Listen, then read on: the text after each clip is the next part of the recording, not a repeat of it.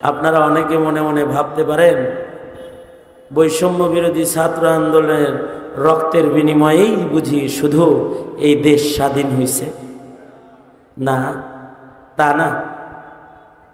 ওইটা তো মুসলমানদের দোয়ার কারণে আল্লাহ আবাবিল হিসেবে পাঠাইছে। আলেম ওলামারা যে জেলখানায় দোয়া করছে আর নামাজিরা যে সেজদারত দোয়া করছে, আল্লাহ যে জালেম আলেমদের উপর অত্যাচার করে তাকে হটাও, দোয়ার কারণে আল্লাহ হটাই দিচ্ছে।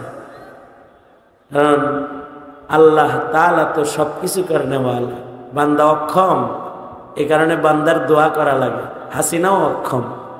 হাসিনা যদি সক্ষম হইতো তাহলে যা রান্না করছে ওগুলো খায়া যেতে পারত। সে যদি সক্ষম হইতো তাহলে গণভবনে বসে থাকতে পারত। সে অক্ষম। সক্ষম কে? আওয়াজ করে বলেন সক্ষম কে? আরো জোরে করে বলেন সক্ষম কে? আল্লাহ খুশি হইব। সক্ষম তো আল্লাহ, সব অক্ষম। ট্রাম্পের দিকে চাইয়া থেকে লাভ নাই দিদি, কারণ ট্রাম্প অক্ষম।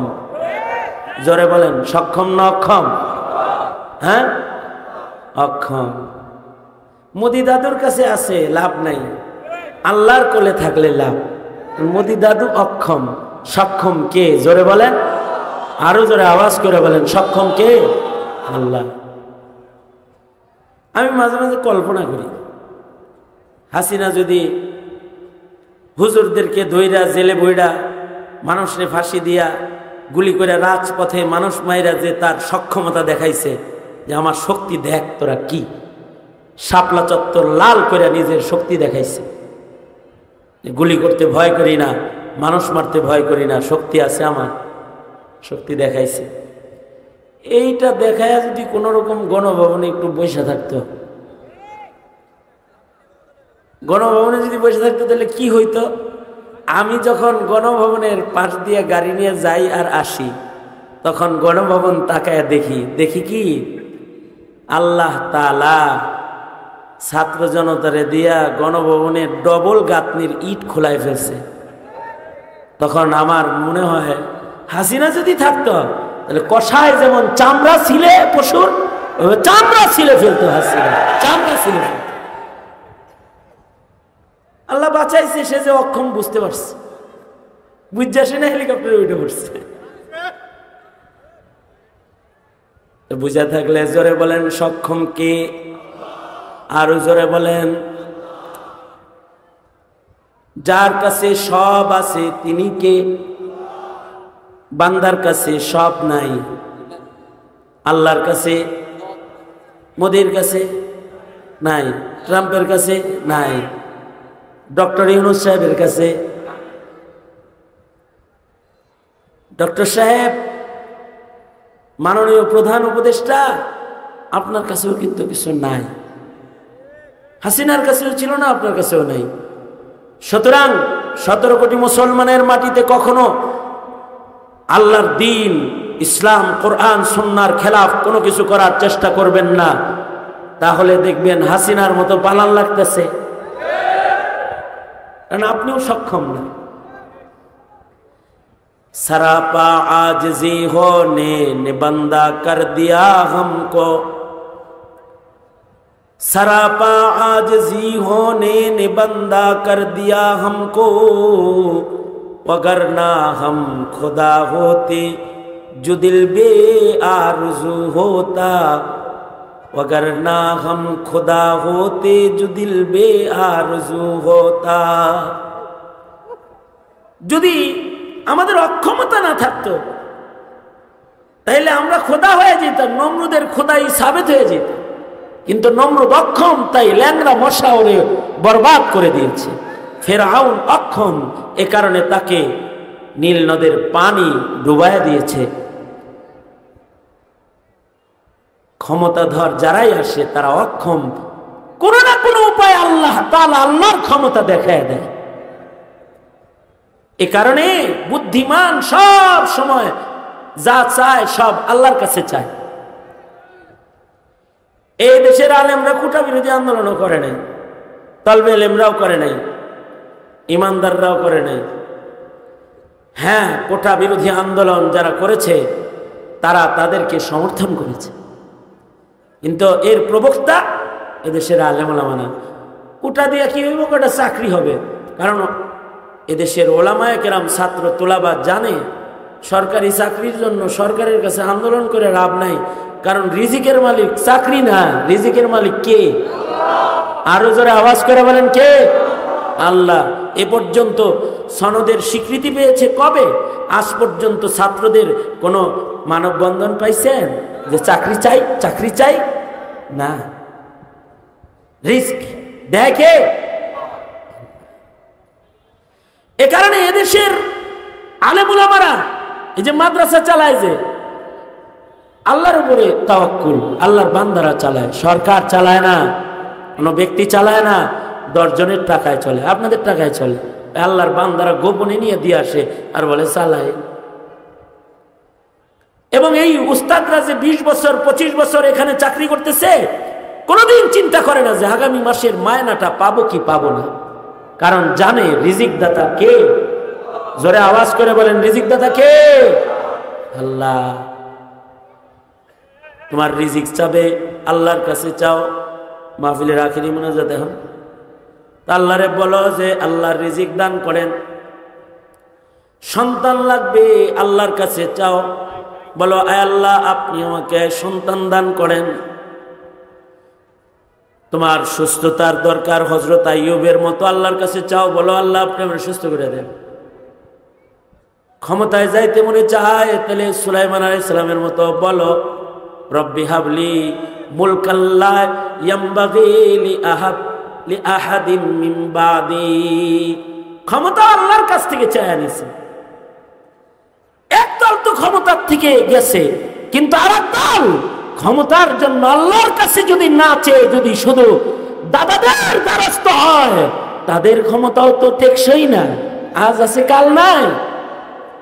যেই ক্ষমতায় আসবে তাকে বলবো চেয়ারে থাকতে মোদির দিকে তাকানোর দরকার নাই, ট্রাম্পের দিকে তাকানোর দরকার নাই। আল্লাহর দিকে তাকান, আল্লাহর জমিনে আল্লাহর খেলাফা কায়েম করার সুযোগ করে দেন। তো আল্লাহ তাআলার জমিন আল্লাহ তাআলা চালাইবেন। ক্ষমতায় যদি আপনি মুজাহিদ হিসেবে থাকেন, তখন আপনিই থেকে যাবেন, কেউ আপনারা নামাবে না।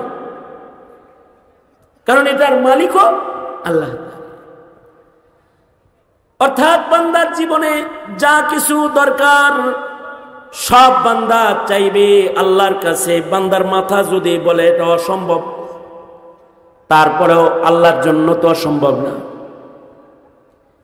এটা আমরা বুঝি না, কিন্তু সাহাবী বুঝে। এ কারণে সাহাবী যুদ্ধে যাইতেছে তো গাধার পিঠে সওয়ার হয়ে যাইতেছে, গাধার রাস্তায় যায় মরে গেছে। আমরা হইলে মরা গাধা রেখে হাঁটা দিতাম। দোয়ার একটা আদব হলো ইয়াকিনের সাথে দোয়া করা। আমার আল্লাহ আমায় দিবেন, আমার আল্লাহ দেওয়ার শক্তি রাখেন, আমি যা যাব তা দিতে পারেন। ইয়াকিন। সাহাবী ইয়াকিন নিয়ে 2 হাত তুলে আল্লাহর কাছে বলে আল্লাহ পায়ে হাঁটা যাওয়ার ক্ষমতা আমার নাই, কিন্তু আমার কোনো সামান নাই, যে সামান দিয়ে আর একটা ঘোড়া আমি খরিদ করব, গাধা খরিদ করব।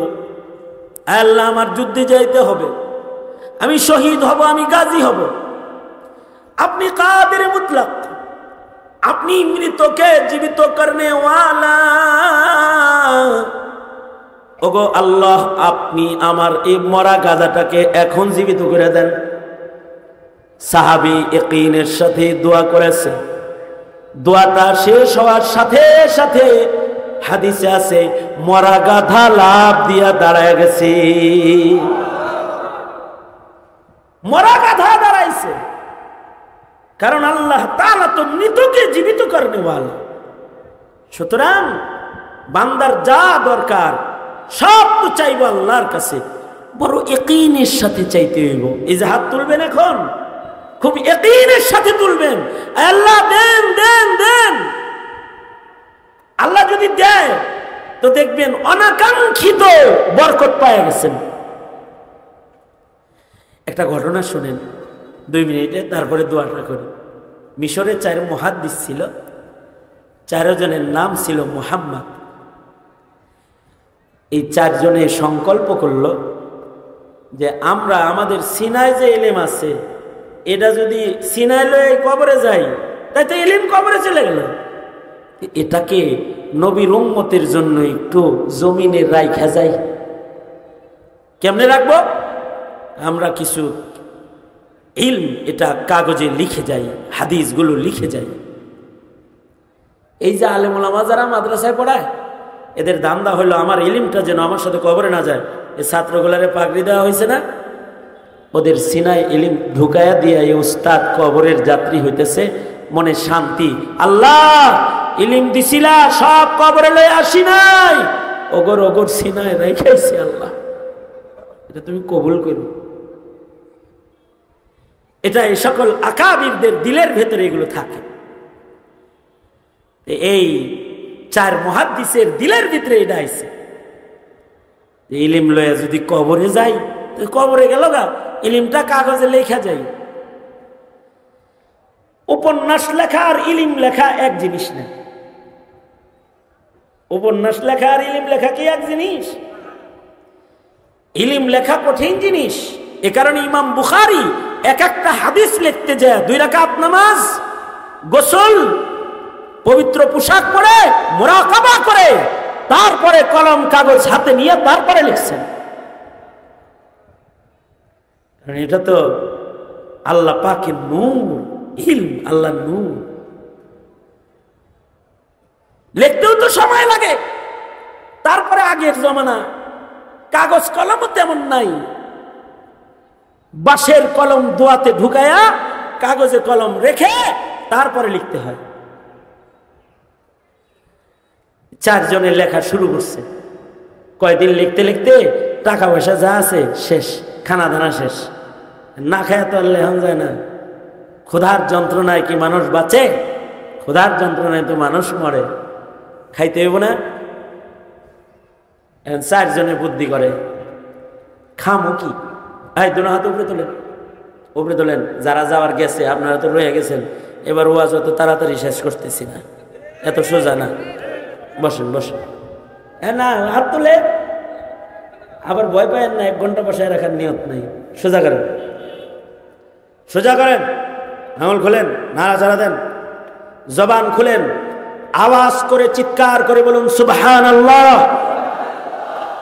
জোরে আওয়াজ করে বলুন আলহামদুলিল্লাহ, লা ইলাহা ইল্লাল্লাহ। আওয়াজ করে আল্লাহর বরত্ব বর্ণনা করে বুলন্দ আওয়াজে বলুন আল্লাহু আকবার। আরো জোরে বলুন আল্লাহু আকবার। হাত এই যেমন আমার সাথে ছিলেন, এদিকে থাইকে কথা শুনেন। চারজনে বুদ্ধি করতেছে, খানা দানা কিছু নাই, থাকবো কেমনে, লেখবো কেমনে? চারজনে মিলে বুদ্ধি করল যে আমরা ডেলি 3 জনে লেখমু আর 1 জন বাজারে কামলা দিব। কামলা দিলে যে টাকাটা পামু এটা 4 জনে মিলে খামু। আবার পরের দিন 3 জন লেখমু, আর 1 জন কামলা দিতে যামু, তারপরের দিন আর 1 জন যামু। 3 দিন পর পর 1 জনের কামলা দেওয়ার ডেট আসবে। ওই দিনটা হবে উপার্জনের দিন, আর বাকি 6 দিন হবে আমাদের লেখার দিন। পালা বদল করে করে লিখবো। সুন্দর পরামর্শ করছে না? হ্যাঁ, এ কারণে মুহতামিম সাহেব যিনি থাকে উনি খুব বেশি দর্শ দিতে পারে না। মুহতামিম সাহেব কইছে না যে মুরাদ মাথা চালাইতে যায় আমার মাথা চুল পেয়ে গেছে, চুল পাকবো না, বুড়োও পাকবো মিয়া। কি লেগা?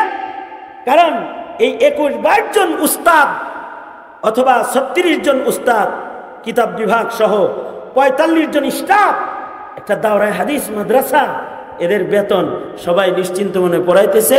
মাসের 1 তারিখ হইলে কইব মুহতামিম সাহেব আসসালামু আলাইকুম। ওনারা তো খেদমত করতেছে, বুঝাটা কার গারে? এই বুঝা কার গারে? এটা সবাই জানে, বুঝা মুহতামিমের গারে। এই কারণে টাকা নিয়ে কারি সাহেবের কাছে দেয় না, মুহতামিমের কাছেই দেয়। ঠিক না? তিনজনে লিখবে, কিন্তু বোঝা হলো একজনের ঘাড়ে। যিনি কামলা দিব তার ঘাড়ে একদিনের বোঝা। কামটা কিন্তু সোজা, যদিও তিনজনের বোঝা। কামাইবো একজন, খাইবো চারজন, সমস্যা কি? আপনাদের ঘরে একজন কামাই করে 10 জন খায়, এমন আছে না? কিন্তু আপনার খানাটা হলো শুধু সন্তান লালন করার জন্য। আর এই 4 মুহাম্মাদের এক মুহাম্মদ যে কামলা দিবে, এটা হলো সরাসরি আল্লাহর নবীর জন্য, আল্লাহর নবীর ইলমকে হেফাজত করার জন্য। কত আনন্দ দিলের ভেতরে যে নবীর জন্য কিছু করতে পারতেছে। 4 জনে মিলা বুদ্ধি করে একজন একজন কাজ করার সিদ্ধান্ত নিয়ে নিল। অন্যদিকে আসেন, এই 4 জনের যে একজন কাজ করার সিদ্ধান্ত নিয়ে নিছে, কে আগে যাবে মুরাদনগর বাজারে কাজে? মুরাদনগর নামটা নিলাম বুঝাইবেন লেগে। মিশরের বাজারে কে যাবে কাজ করতে? 4 জনের প্রথম জন কে, এটা নির্ধারণ করার জন্য তারা লটারির আয়োজন করল। এই 4 জনের চোখ বন্ধ করে নাম উঠাবি তুই, তোর হাতে যারটা উঠবো হে যাইব আগে। তোর হাতে যদি তোরটা উঠে তুই যাবি, আমার নাম উঠলে আমরা যাব। বুজুর্গ মানুষ যেহেতু মোহাম্মদ বিন নাসের, তুমি নামটা উঠাও। 4 জনের নাম, বাবার নাম লেখে কাগজে লেখে লটারি দিছে। 4 জনের নাম মুহাম্মদ। আগের যুগে শত শত মুহাদ্দিস ছিল মুহাম্মদ নামে। উজবেকিস্তানে একটা কবরস্থান আছে যেখানে 1700 মুহাদ্দিসের কবর আছে, সবার নাম মুহাম্মদ এবং সবার 1 লক্ষ করে সনদ সহ হাদিস কমপক্ষে মুখস্থ। সবার কবর এক জায়গায়। এই 4 জন মুহাদ্দিস বড়। 4 জনের নামে লটারি ডালা হয়েছে। আল্লাহর কি কুদরত, যার চোখ বান্ধে লটারি দিছে না, হ্যাঁ নামই উঠছে। হ্যাঁ নিজের নামই আতায় হতায় নিজের নাম উঠায় দেখে যে হ্যাঁ নামই উঠছে। এবার বলে তাহলে আগামীকালকে 3 জনের নাম লেখা লটারি, তারপরের দিন 2 জনের নাম লেখা লটারি হবে। ঠিক আছে, তাহলে আজকে রাত্রে ঘুমায় পড়ো, কালকে সকালবেলায় আমরা 3 জন লেখা আরম্ভ করব। আর মুহাম্মদ বিন নাসির তুমি বাজারে যাইবা, কাজে যাইবা। রাতের বেলায় মুহাম্মদ বিন নাসিরের ঘুম নাই, কারণ মুহাম্মদ বিন নাসির জানে রিজিকের মালিক কে। আরো আস্তে, আরো আস্তে, আরো আস্তে, আস্তে গেলে জোরে, জোরে গেলে আস্তে, আরো জোরে বলেন কে? আল্লাহ। রিজিকের মালিক তো আল্লাহ। আমি যে বাজারে যাবো, গেলেই কি কাজ পাবো? যদি না পাই, বহু দোকানদার মুরাদনগর বাজারে আছে যারা মাছি মারে, হের দোকানে কাস্টমার যায় না। 2-4 জন আছে এরকম। আবার কিছু দোকানদার আছে যার দোকানে ভিড় লাগায় রাখে একজনে। তিনি কে? কাজও তো সবাই নেয় না। কিছু মিস্ত্রি আছে এখন কাজের অভাব নাই, আর কিছু মিস্ত্রি আছে, কিছু ডাক্তার আছে এখন রোগীর অভাব নাই, আর কিছু ডাক্তার আছে খালি বিড়ি খায়, রোগী নাই, আছে না? আল্লাহ তাআলা যারে দিয়ে কাজ করাইবেন তারে না রিজিক দিবেন। উনি চিন্তা করতেছে যদি কামই না পাই তাহলে তো আমার কারণে 3 জন না খেয়ে থাকবে। আবার কাজ করতে যায় যদি আল্লাহ যদি একটা ভালো কাস্টমার দেয়, ভালো মহাজন যদি আল্লাহ মিলায় দেয়, কাজ করব অল্প কিন্তু তিনি টাকা দিবেন বেশি। রিক্সাওয়ালারা কিছু কিছু প্যাসেঞ্জার উঠায়, এরা 100 টাকার নোট দিয়ে কয় থাক ওটা নেগা, তাই না? কাজ করাবে কম কিন্তু মায়না দিবে বেশি। আর আল্লাহ যদি না চায় তাহলে কাজ টাজ করায় কইব যে ঠিক আছে কাজ করছো, তোমার খুব পছন্দ হয়েছে, আগামীকালকে আইসো, টাকা আগামীকালকে দিবনি। যদি এমন কোনো প্যাচে পড়ি তাহলে আমার মুহাদ্দিস নায়েবে নবী বন্ধুরা না খায়া থাকবে আমার জন্য। চোখের পানি ফেলে কান্দার লাগছে। আল্লাহ রে বলে, রাজ্জাক মালিক আল্লাহ, ওগো আল্লাহ আপনি রিজিক দান করেন, আল্লাহ বরকতের রিজিক আপনি দেন। রাতের বেলায় সালাতুল হাজাত পড়ে দোয়া করেছে, রাতের বেলায় ঘুমায় পড়েছে, শেষ রাত্রিতে সবাই জাগ্রত হয়েছে, তাহাজ্জুদের নামাজ আদায় করেছে, ফজরের নামাজ পড়ে, তাসবিহাত পড়ে, ইশরাক পড়ে, 3 মুহাম্মদে কাগজ কলম লয়ে বইছে। আর এক মুহাম্মদ বিন নাসির তিনি কাজ করার জন্য বাজারের দিকে রওনা করেছে দোয়া লইয়া। ওমাইয়াত্তাকিল্লাহ ইয়াজআল লাহু মাখরাজা ওয়া ইয়ারযুকুহু মিন হাইসু লা ইয়াহতাসিব। মুত্তাকির রিজিক তো আল্লাহ অনাকাঙ্ক্ষিত পাঠায়। এটা ইয়াহতাসিব না, লা ইয়াহতাসিব, হিসাব ছাড়া আহে। বান্দার হিসাব একরকম হয়, কিন্তু আল্লাহর দেওয়া আর একরকম হয়। মুহাম্মদ বিন নাসির বাজারের দিকে, মিশরের দিকে রওনা করেছে। কিছু দূর যাওয়ার পরে দেখে উটের পিঠ ভর্তি খাবার লইয়া সজ্জিত একটা কাফেলা এই পাহাড়ি এলাকার দিকে আসবার লাগছে। সামনাসামনি হয়ে গেলে সালাম হয়েছে। কাফেলার সর্দার জিজ্ঞাসা করে, এই ভাই তোমার নাম কি, কই থেকে আইছো? আমার নাম মুহাম্মদ বিন নাসির। আইছো কোন জায়গা থেকে? ওই ভেতরে আমরা থাকি। সেখান থেকে যাও কোথায়? যাই বাজারে। তুমি কি মুহাদ্দিস মুহাম্মদ বিন নাসির নাকি? জি আমি মুহাম্মদ বিন নাসির, নবীর হাদিসের খাদেম, আমরা হাদিস লিখি। আগন্তক কাফেলা সর্দার বলে, তুমি তো এক মুহাম্মদ রে পাইলাম, নবী যে আরো 3 জনের নাম বলছে, ওরা কোথায়? ওরা কোন জায়গায়? মুহাম্মদ বিন নাসির বলে, ওরা হাদিস লিখতেছি। চলো যাই, আমার সাথে চলো, বাজারে যাওয়া লাগবে না। আরে রাতের বেলায় সরওয়ারে দু আলাম মুহাম্মাদুর রাসূলুল্লাহ সাল্লাল্লাহু আলাইহি ওয়াসাল্লাম এসে আমাকে বলেছে, আমি মিশরের বাদশাহ আহমদ, আমাকে নবীজি নির্দেশ করেছে তোমরা নবীর ইলমের খেদমত করবা। নবীর নির্দেশ, আমি তোমাদের খেদমত করব। খাবারের চিন্তা তোমার না, থাকার চিন্তা তোমার না, খেদমত করার চিন্তা ফিকির তোমার। তোমার খেদমত করার জিম্মা হলো আমি আহমদের। কোন কোন সময় মাদ্রাসাগুলোতে রাতের বেলায় মুহতামিম সাহেব কান্দেন, আগামীকালকের বাজার কিভাবে হবে, কারে টেলিফোন করব, চিন্তা করতে থাকে।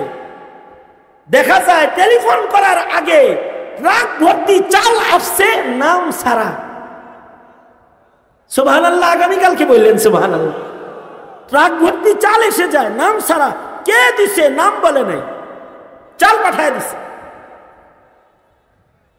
সুতরাং এত সময় বয়ান বুঝে থাকলে বলেন তো, আপনার আমার রিজিক দাতা কে? এ কারণে আল্লাহর রাসূল আশ্চর্য একটা জিকির আমাদের শিখাইছেন। আল্লাহর রাসূল বলেন, আল্লাহরে এই নামে ডাকবা, ইয়া রাজিকাত তিফলিস সাগীর। ছোট বাচ্চা, যে মায়ের পেটে বাচ্চা অথবা মায়ের কোলের বাচ্চা, এ বাচ্চা তো কোনো কাম করা জানে না, এ বাচ্চা হাঁটা জানে না, এ বাচ্চা কাজ করা জানে না, এ বাচ্চা কথা বলা জানে না, এ বাচ্চা চোখ খোলা জানে না, এ বাচ্চা কাউকে হুকুম দেওয়া জানে না। মায়ের পেটের ভেতরে এই বাচ্চাকে একজন রিজিক দেন। কেন দিবেন না? আল্লাহ আমারে রিজিক দান করেন। আল্লাহর কাছে রিজিক চাও, আল্লাহর কাছে ইজ্জত চাও, আল্লাহর কাছে হাকিমুল উম্মত থানবী বলে তোমার জুতার ফিতা ছিঁড়া গেলে এটাও আল্লাহর কাছে চাও। মাধ্যম হলো দোয়া। মাধ্যম কি? হযরত জাবের থেকে রিওয়ায়াত, দুই সময়ে দোয়া নিশ্চিত কবুল হয়। একটা হলো শেষ রাত যখন ফেসবুক টিপে আপনারা ঘুমান, বইয়ে রয়েছে কি, হ্যাঁ? একটা হলো শেষ রাত যখন ফেসবুক টিপে করে কেবল ঘুমান, ওই সময় যারা দোয়া কবুল করানোর তারা ওই সময় কেবল উঠে কি করার জন্য উঠে? হ্যাঁ, আল্লাহর কাছে চাওয়ার জন্য উঠে। আর একটা কবুল দোয়ার সময় হলো 5 ওয়াক্ত নামাজ, ফরজ নামাজের পরে দোয়া কবুল হয়।